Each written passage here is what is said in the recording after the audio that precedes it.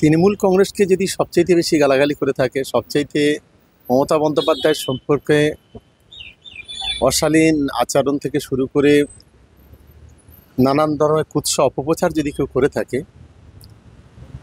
সে হলো কাসেম সিদ্দিকী। এবং তৃণমূল কংগ্রেসের নেতাদের চোট থেকে শুরু করে তৃণমূল কংগ্রেসের দল সম্পর্কে সবচাইতে কুৎসা যদি কেউ রটিয়ে থাকে, তার নাম হলো নওশাদ সিদ্দিকী। সবচাইতে বড় সমালোচক ছিল এই কাসেম সিদ্দিকী।